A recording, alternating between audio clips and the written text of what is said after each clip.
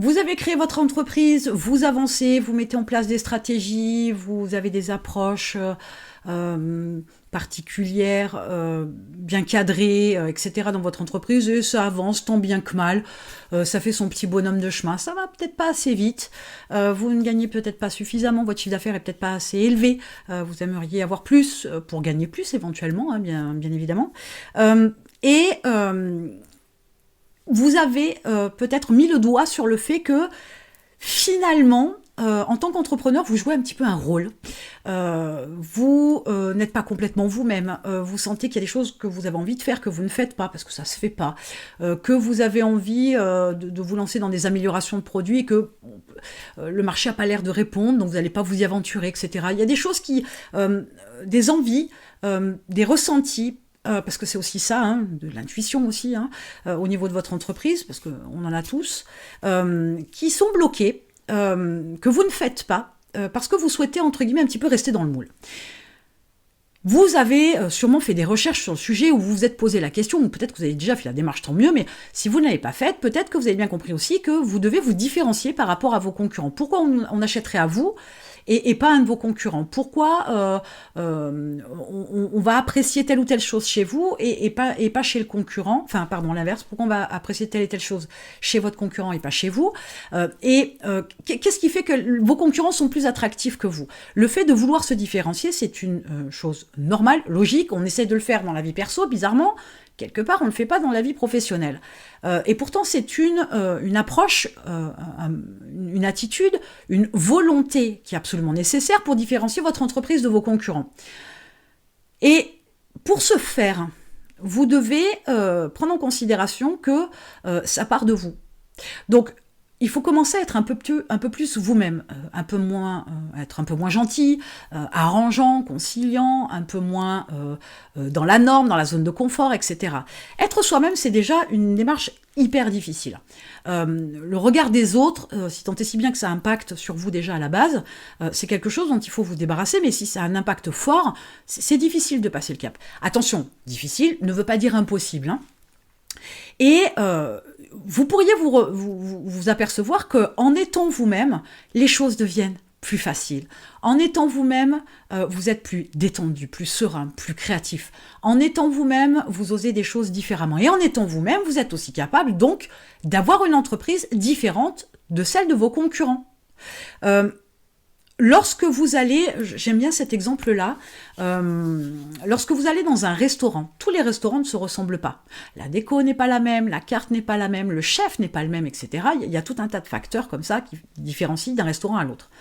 Mais ce qui est intéressant, c'est qu'on aime, on apprécie du moins, d'aller dans des restaurants où on a l'impression de plonger dans le monde de quelqu'un. On plonge dans un univers qui lui est propre, dans un univers vraiment qu'on ne retrouve nulle part.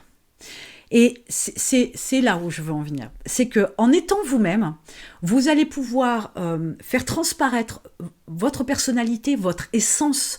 Je parle même pas de force et de faiblesse, hein, parce que c'est inhérent à tout ça, mais vous allez pouvoir faire dégager quelque chose de votre personnalité dans votre entreprise, dans les valeurs que vous transmettez, dans le design de votre site, dans le branding que vous allez adopter, dans la manière dont vous communiquez. Et tout ça, c'est quelque chose qui fait de votre entreprise quelqu'un d'unique, parce que ça part de vous, quelqu'un d'unique. Donc, ça fait de votre entreprise une entreprise unique et pas quelqu'un d'unique, hein, on avait compris, on s'était compris, vous m'aviez comprise. Donc, j'entends par là qu'à un moment donné, allez-y, lâchez-vous, soyez vous-même. Il y a des choses qui ne passeront pas, il y a des choses que les gens n'aimeront pas et on s'en moque. Il y a plein de gens qui aimeront à côté de ça, et c'est ce qui va vous permettre de créer, à travers qui vous êtes, de peaufiner, de personnaliser